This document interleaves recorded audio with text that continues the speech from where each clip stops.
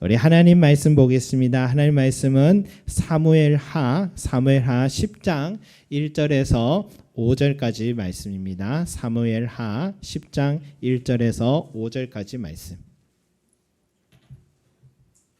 사무엘하 10장 1절에서 5절까지 말씀입니다. 자, 우리 한 목소리로 함께 올려드리겠습니다. 시작. 그 후에 암몬 자손의 왕이 죽고 그의 아들 한운이 대신하여 왕이 되니 다윗이 이르되 내가 나하스의 아들 한운에게 은총을 베풀되 그의 아버지가 내게 은총을 베푼 것 같이 하리라 하고 다윗이 그의 신하들을 보내 그의 아버지를 조상하라 하니라. 다윗의 신하들이 암몬 자손의 땅에 이르매 암몬 자손의 관리들이 그들의 주 한운에게 말하되 왕은 다윗이 조객을 당신에게 보낸 것이 왕의 아버지를 공경함인 줄로 여기시나이까. 다윗이 그의 신하들을 당신에게 보내 이 성을 엿보고 탐지하여 함락시키고자 함이 아니니까 하니 이에 한운이 다윗의 신하들을 잡아 그들의 수염 절반을 깎고 그들의 의복에 중동 볼기까지 자르고 돌려 보내매 사람들이 이 일을 다윗에게 알리니라.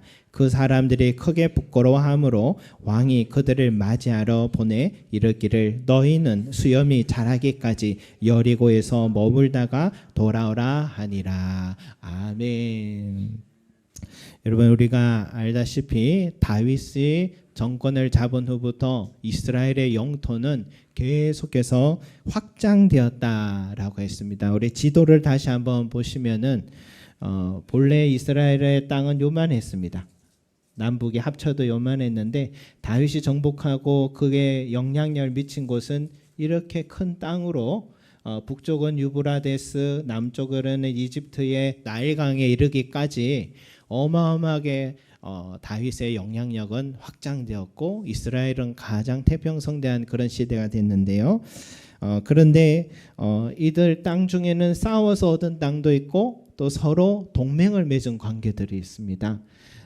북쪽으로는 이 아람이라는 이 소바 이 지역과 싸웠고요. 싸워서 이 땅을 또 점령하게 됐고 그리고 모압 땅과도 싸워서 점령하게 됐고 에돔 땅과도 싸워서 점령하게 됐고 블레셋 지역도 싸워서 점령하게 됐습니다. 근데 꼭 싸워서만 이런 영향력을 미친 거 아닙니다. 서로 동맹, 불가침 조약을 맺음으로써 서로가 이렇게 서로를 존중하면서 얻은 땅들 있죠. 그 중에 바로 이 하맛이 그런 땅이고요. 그리고 여기 암몬과도 서로 동맹을 맺은 관계입니다. 그리고 여기 두로 지역도 마찬가지고요. 여기에서 다윗의 궁을 위한 백향목을 보내준 땅이 바로 여기입니다. 그래서 그런 관계 중에 오늘은 이 암몬이라는 지역이 동맹 관계에 있던 이 땅과의 일어난 이야기가 오늘 우리의 들어봐야 될 이야기인데요. 서로 이렇게 동맹 관계를 통해서 서로 은혜를 주고받던 이 암몬 왕 나하스가 죽었다라는 소식이 다윗에게 전해지게 된 겁니다. 그래서 이 나하스의 죽음을 조문하기 위해서 다윗 왕은요, 또 새롭게 세워진 또 나하스의 아들 한운과의 조약에 갱신하기 위해서 그래서 사절단에게 보내게 돼요. 2절을 다시 한번 같이 읽어보겠습니다. 2절 시작. 다윗이 이르되 내가 나하스의 아들 한운에게 은총을 베풀되 그의 아버지가 내게 은총을 베푼 것 같이 하리라 하고 다윗이 그의 신하들을 보내 그의 아버지를 조상하라 하니라. 다윗의 신하들이 암몬 자손의 땅에 이르매. 여러분, 이렇게 다윗이요 호의를 베풀고 있는 거예요. 조문하라고 사절단을 보내고 그렇게 그 신하들을 그래 직접 보낸 것은 다윗 자신이 찾아가서 인사하는 바로 그런 시간입니다. 그런데 이런 다윗의 호의를 오해하는 사람들이 있었습니다. 바로 암몬 왕 한운 왕과 그의 관리들이에요. 어떻게 오해합니까? 3절을 같이 읽어봅니다. 시작. 암몬 자손의 관리들이 그들의 주 한운에게 말하되 왕은 다윗의 조객을 당신에게 보낸 것이 왕의 아버지를 공경함인 줄로 여기시나이까? 다윗이 그의 신하들을 당신에게 보내 이 성을 엿보고 담지하여 함락시키고자 함이 아니니까 하니. 그래서요, 이 암몬 왕 한운이 다윗이 보낸 이 사절단들에게 심한 수치심을 안겨서 돌려보냅니다. 4절도 같이 읽어봅니다. 시작. 이에 한운이 다윗의 신하들을 잡아 그들의 수염 절반을 깎고 그들의 의복의 중동 볼기까지 자르고 돌려보내매. 여러분, 만약 한운과 관리들이 짐작이 사실이었다 하더라도요, 국가적 외교에 있어서 지금 아주 심각한 결례를 행하고 있는 것이죠. 왜냐하면 이 중동 지역에서 이 적에 의해서 수염이 깎이는 것은 위생 차원도 아니고 존엄, 신앙, 정체성을 완전히 지운다는 이 폭력과 같은 행위이기 때문이죠. 그리고 의복의 중동 볼기까지 잘랐다라는 것은 엉덩이가 드러나도록 옷을 잘랐다. 여러분, 그 당시 옷이 치마 통 같은 옷인데 엉덩이까지 자르게 되면 가장 은밀한 부분까지 수치심을 안기는 그런 행위죠. 그러니까 사형보다 더 잔인한 형벌이었다라고 봅니다. 더 큰 문제는 왕이 보낸 사절단에게 이런 행위는 보낸 왕을 다윗 왕을 조롱한 것이고 선전포고를 한 행위다라고 볼 수가 있는 것이죠. 여러분, 궁금한 거는요, 왜 지금까지 이스라엘과 이 암몬이 아름답게 동맹관계를 잘 맺어와서 다윗이 사절단을 보내 조문을 하는 호의를 베푸는데 암몬 왕이 왜 이렇게까지 이 호의를 이렇게 짓밟을 수가 있을까? 이번 사절단의 방문을 잘 영접하기만 해도 계속해서 이 두 나라는 관계가 유지가 되고 조약이 갱신될 텐데 무엇 때문에 이런 어리석은 행동을 하게 되었을까? 이게 참 질문이라 할 수 있죠. 여러분, 암몬 왕 한운과 이 관리들이요, 이 관계에 있어서 좀 서투른 것이 아닌가, 그런 생각을 해봐요.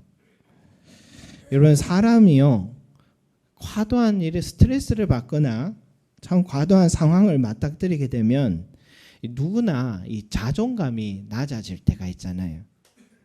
이 자존감이 낮으면 어떻게 합니까? 작은 말도 오해를 하게 되고 또 그 말을 확대 해석하기도 하고 상대의 선한 의도를 꼬아서 듣기도 하고 상대의 언행을 부정적으로 받아들일 때가 있잖아요. 그래서 주변 사람들이요, 하나 둘 떠나기 시작하고 고립되는 경우가 많지 않습니까? 하지만 스스로 깨닫지 못합니다. 나 자신을 돌아보기보다 남 탓, 세상 탓을 하며 자기를 보호하죠. 여러분, 암몬 왕 한운이 지도자로서 조그만 건강한 마음을 가졌다면 다윗과 맺은 이 모든 관계의 유익을 암몬도 덕볼 수 있습니다. 왜냐?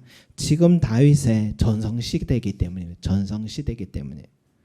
그런데 이 다윗과 등지기로 결심하고 잠시 돈을 주고 아람과 같은 나라의 용병을 얻긴 했지만 모두 다윗에게 패배한 후에는 아무도 암몬을 도와주려 뛰어드는 나라가 이제 없게 되는 거죠.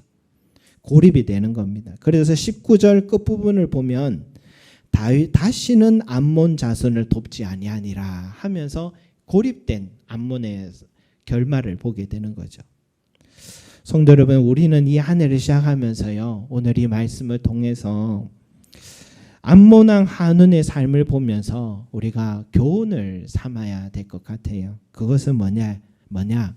형제와 불협화음이 아니라 화목하라라는 말씀입니다. 형제와 화목하라는 말씀이에요. 지금 대통령이 야당 국회의원 중에 기획예산처 장관 자리를 지명했다고 합니다. 이유를 이렇게 말해요. 파란색이 정권 잡고 있다 해서 빨간색을 외면하면 안 된다. 모두가 국민이라 하면서 손을 내민 의미 있는 이 화목의 정치를 펼쳤습니다. 그런데 정작 지명받은 후보자는 난관이 생겼어요. 그는 기독교인이라 자청하는 사람이고 실력도 뛰어난 사람인데도 과거에 함께 일한 보좌관들에게 해서는 안 될 말들을 쏟아낸 기록들이 폭로되기 시작하는 겁니다. 지명받은 야당 국회의원은 가장 가까이 있는 보좌관과 화목하지 못했던 그 과거가 그의 발목을 지금 잡고 있는 상황을 우리는 보고 있습니다. 여러분, 예수님께서 가장 강조한 것이 뭡니까? 형제와 화목입니다.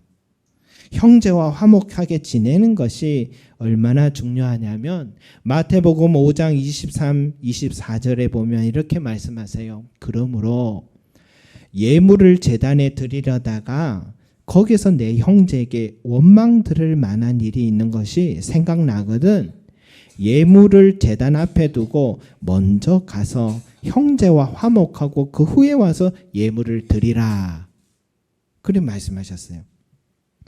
그러니까 주님이 원하는 것은 예배 드리는 것보다 형제와 화목하게 지내는 게 더 중요하다. 이 말씀인 겁니다. 형제를 사랑하지 아니하는 자는 하나님을 사랑할 수 없느니라. 사도 요한의 이 말과 일치하는 대목이죠. 여러분, 형제와 화목하지 않은 사람은 바른 예배 생활도 불가능하다. 이 말인 겁니다.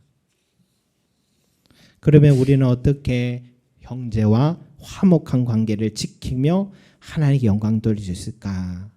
첫째는요, 끊임없이 화목하려고 노력해야 된다는 겁니다. 사도 바울이 이렇게 말했죠. 할 수 있거든 너희로서는 모든 사람과 더불어 화목하라. 할 수 있거든. 여러분, 할 수 있거든 이 말이 뭡니까? 어떤 상황이든 어떤 성향의 사람이든 내가 먼저 앞장서서 모든 사람과 화목하려고 힘써라 이 말인 겁니다. 우리 사나가요.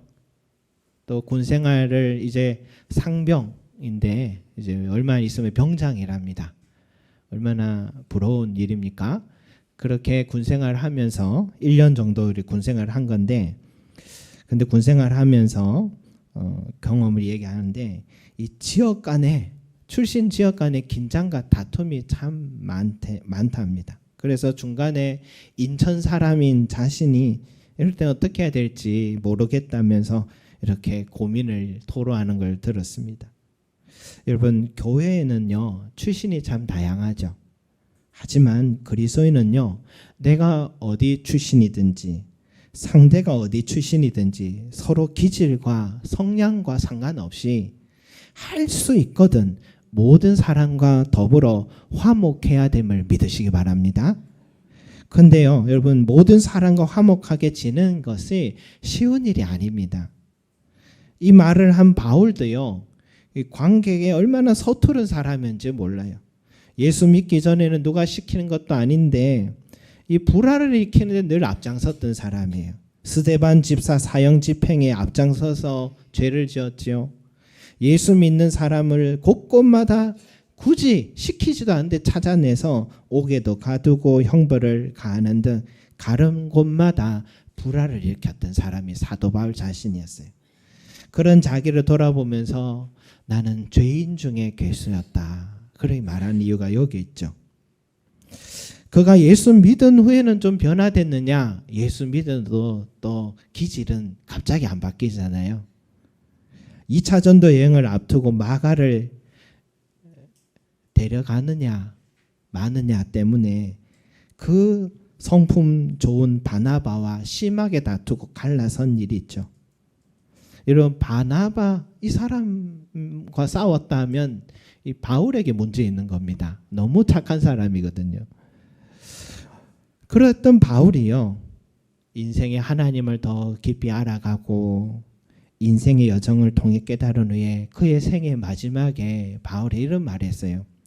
마가를 데려오라. 그가 나의 일에 유익하니라. 형제와 화목을 선택한 겁니다. 성도 여러분, 우리는 모두 다 자기 중심적인 사람들이죠. 형제와 관계에 있어 서툰 면이 많습니다. 어릴 때부터 배운 것이 뭡니까? 세상엔 공짜가 없다. 아무나 믿지 마라. 이 말을 늘 듣고 자라서요. 누가 갑자기 내게 다가오면 저 사람이 내게 뭘 바래서 저럴까? 경계하는 게 일상이에요. 누가 내게 말을 하면 저 뒤에 다른 꿍꿍이가 있는 것은 아닐까? 항상 의심부터 하며 살아왔습니다. 그래서 다른 사람들의 작은 말과 행위를 오해하고 확대 해석하고 공격으로 받아들이고 같이 싸우고 헤어지는 게 다반사였습니다. 우리는 그렇게 자기 중심적이고 관계에 서툰 사람들입니다. 하지만 그런 우리들이지만 하나님은 이렇게 말씀하셨어요. 내가 온전한 것 같이 너희도 온전하라. 내가 거룩한 것 같이 너희도 거룩하라. 이 온전하다라는 게 뭐냐면 하나님의 성품인데요. 성부, 성자, 성령 우리 삼일체 하나님께서 늘 서로 화목하고 사랑하신 것처럼 우리도 서로 화목하고 사랑하며 살라는 명령이 내가 온전한 것처럼 너희도 온전하라 이 말씀인 겁니다. 그런데 여러분 형제와 화목하려면요. 우선은 내가 좀 손해볼 각오를 해야 됩니다.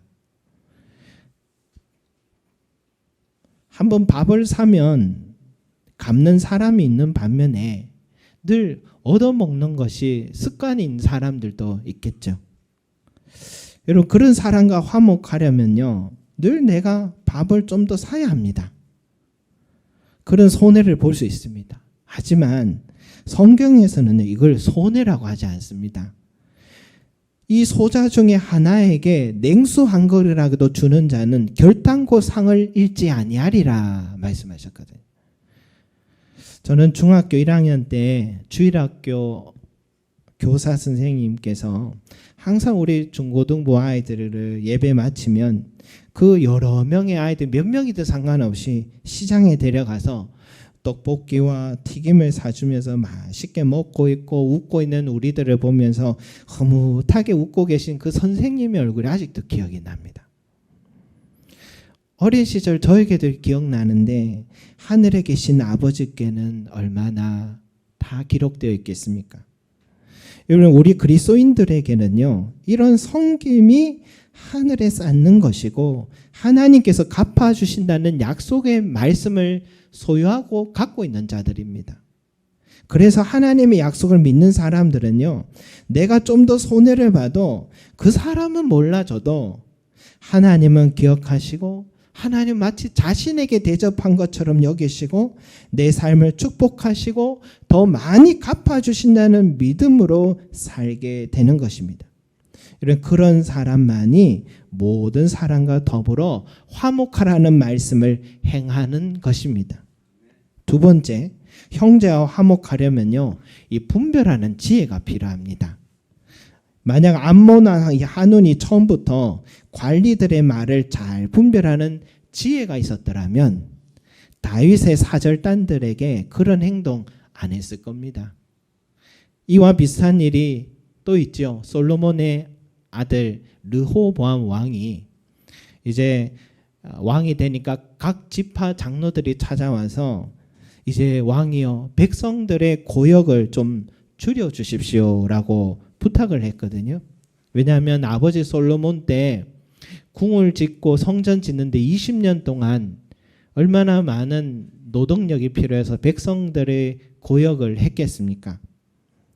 그러니까 그 아들이 이제 왕이 되었다 해서 이 지파 장로들이 요청을 했는데 아들이 처음 누구에게 이 조언을 듣게 됐냐면 이 관리들 중에 노인들에게 그렇게 물어봤어요. 어떻게 해야 될까요? 하니까 그들의 요청을 들어주시라라고 그렇게 말했습니다. 근데 이 르호보암 왕이요. 노인들의 자문을 버리고는 젊은 관리들의 말을 듣고 이렇게 말합니다. 내 아버지는 너에게 무거운 멍에를 매게 했지만 이제 나는 너희의 멍에를 더욱 무겁게 할지라. 내 아버지는 채찍으로 너희를 징계했지만 나는 정갈 채찍으로 너희를 징계하리라. 여러분, 얼마나 눈치 없는 말을 하는지 몰라요. 그죠? 그 일로 각 지파 장로들이 마음의 상처를 입고 떠나고요. 그 일 때문에 이스라엘은 북쪽과 남쪽이 갈라지는 불화가 일어난 게 된 것입니다. 여러분, 만약 르호보암이 노인들의 자문을 들었다면, 만약 암몬 왕 한운이 다른 선택을 했더라면 전혀 다른 역사가 이루어졌을 겁니다. 그들의 통치 기간은 더 길었을 것이고, 그들이 사는 백성들은 더 안정적이고 풍요로운 삶을 살았을 것이고, 그들이 죽어서도 좋은 기억으로 남는 왕으로 기억되었을 것입니다. 하지만 어리석은 말을 귀에 담아 듣고서요, 어리석은 선택을 하고로 안타까운 결말을 맞게 된 것이죠. 그러나 여러분, 주변에 누구 때문이다 남 탓할 것은 없습니다. 여러분, 우리 경찰서에 자식들이 사고가 나서 다 자식들 때문에 부모님들을 다 불러서 모이게 되면 부모님들이 모두 다 이렇게 말하죠. 우리 아는 괜찮은데 친구 잘못 만나서 그렇다고. 그러나 정말 그렇습니까? 친구 탓만 할 수 있습니까? 그런 사람들의 말을 듣고서 분별하지 못한 것은 나 자신입니다. 문제는 나 자신입니다, 여러분. 내 안에 지혜가 있으면요, 온 세상에 어리석은 사람들로 가득해도 올바른 결정을 하게 되고, 주변에 지혜로운 사람이 아무리 많아도 내가 어리석으면, 내가 분별력이 없으면 엉뚱한 결정을 내리기 때문인 것이죠. 그래서 성경에는 각별히 우리에게 지혜를 사라, 그리고 명철을 얻으라, 내가 소유한 모든 것으로 명철을 얻을지니라. 잠언 4장 7절에 그래 말씀하셨어요. 그렇다면 여러분, 지혜와 명철을 사고 얻는 방법이 뭐냐? 성경 잠언에서는 그 방법을 알려줍니다. 여호와를 경외하는 것이 지혜의 근본이요 거룩하신 이를 아는 것이 명철이니라. 여러분, 하나님을 아는 것, 그것이 지혜의 근본이라 했습니다. 여러분, 말씀을 올 한 해도 우리가 시작하면서요, 그냥 성경 통독하자고 하는 게 아닙니다. 이 성경 속에 역사가 다 담겨 있고 앞으로 미래가 담겨 있는 지혜가 담겨 있습니다. 그래서요, 말씀을 가까이 함으로 하나님을 알아가는 시간을 통해서요, 어떻게 됩니까? 내 옛구습을 던져버리기 시작하고요, 성경의 사람으로 변해가는 모습들을 보게 돼요. 내 자신이 변하기 시작합니다. 마음을 새롭게 되는 모습을 보게 됩니다. 전 같았으면 같은 상황에서도요, 참지 못하고 잘못된 선택을 했을 텐데, 하나님을 자꾸 알아가는 시간을 가지고 나면 똑같은 상황에도 인내하고 기다리고 하나님께서 인도하시는 대로 걸어가고 성령님 내게 주시는 그 말씀대로 나는 말하기 시작하는 사람으로 변해가기 시작하는 것입니다. 여러분, 더불어서요, 우리가 지혜를 하나님께 구할 때 하나님이 지혜를 주신다는 사실도 믿으시기 바랍니다. 너희 중에 누구든지 지혜가 부족하거든 모든 사람에게 호의 주시고 꾸짖지 아니하시는 하나님께 구하라 말씀하셨거든요. 신방 가기 전에요, 저도요 늘 그 가정을 위해서 먼저 기도하고 또 그렇게 가게 돼요. 그러면 그 가정에서 때로는 오픈하지 않은 부분인데 말씀을 통해, 기도 시간을 통해 마치 목회자가 알고 있는 것처럼 전해질 때가 여러 번 있었습니다. 그것은 하나님께서 알고 계시고 하나님께서 지혜를 주시기 때문입니다. 여러분, 오늘 중요한 사람 만나러 가십니까? 오늘 입학을 하든 취업을 하든 여러분 면접 보러 가는 길이 있습니까? 또 내일 군입대를 하는 우리 지수도 있고 또 휴가 복귀해야 될 사나도 있습니까, 여러분? 여러분, 누구든지 어떤 상황이든지 지혜의 주인이신 우리 하나님께 먼저 기도하고 가시기 바랍니다. 그러면 하나님께서 순간순간마다 지혜 주시고 바른 길을 선택할 수 있도록 항상 지켜주신다는 것을 믿으시기 바랍니다. 마지막으로 다윗의 성품을 여러분 본받으시기 바랍니다. 여러분, 다윗은 죽은 암몬 왕과의 관계가 참 아름다웠던 추억을 잊지 않았고요. 그와 주고받은 호의와 은총을 잊지 않은 사람이에요.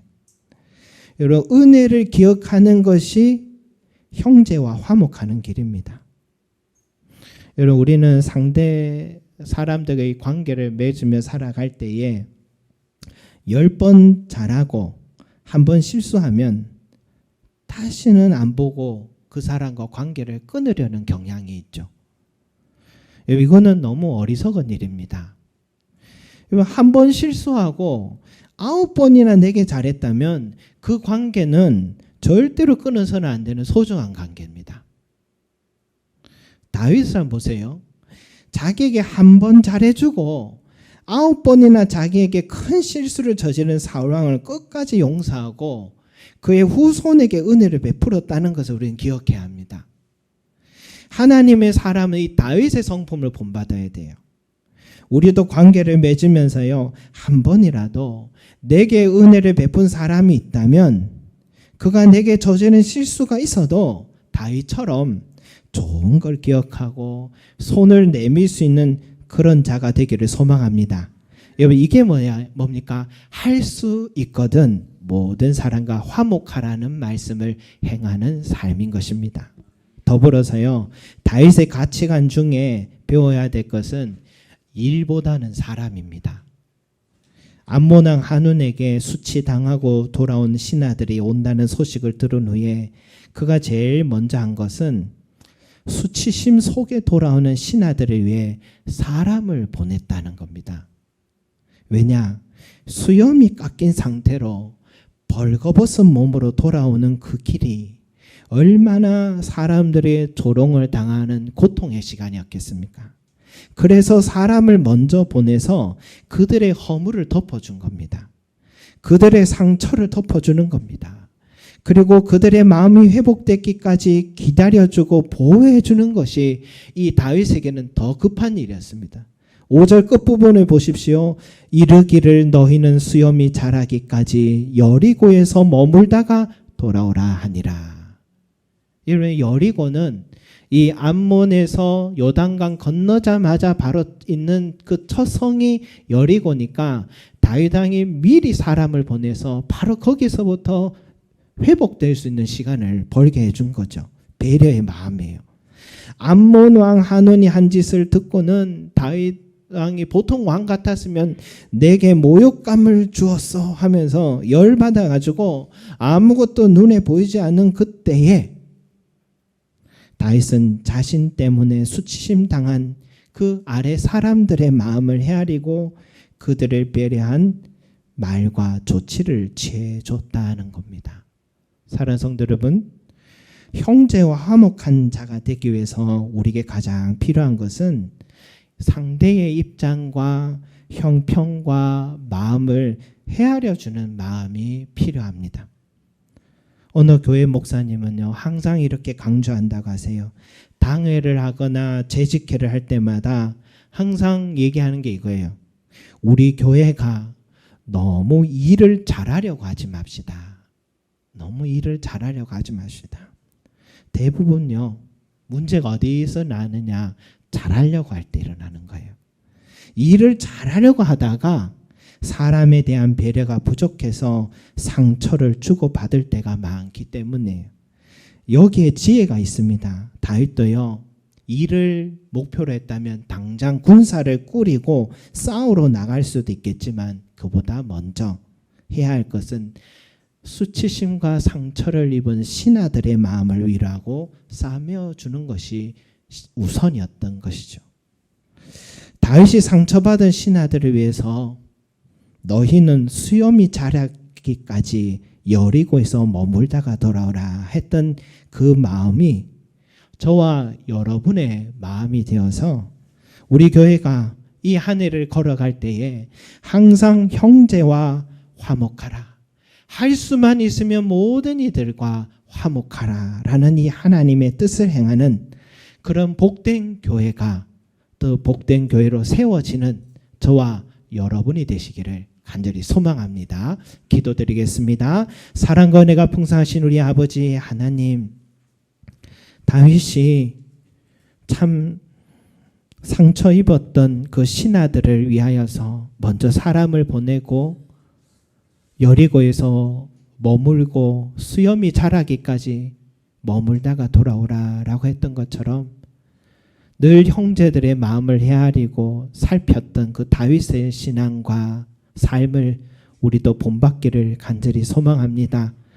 또한 우리가 할 수만 있으면 형제와 화목하라, 모든 사람과 더불어 화목하라 라고 한 것처럼 하나님, 주여 우리의 삶에 누구를 만나든지 그 사람이 어떠했든지 참 나에게 한 번 잘하고 여러 번 실수를 했다 할지라도 다윗처럼 또 다시 그를 용서하고 그에게 받았던 은혜만을 기억하고 또 다시 보답하려고 하는 그 마음, 주님 우리 마음이 되게 하셔서 이제는 누구를 만나도 갈라서지 않고 늘 그 사람들과 함께 화목할 수 있는 우리의 삶이 될 수 있기를 간절히 소망하고 우리 교회가 그렇게 아름답게 화목한 교회로 서갈 수 있도록 축복해 주시옵소서. 감사드리며 예수 그리스도 이름으로 기도드립니다. 아멘.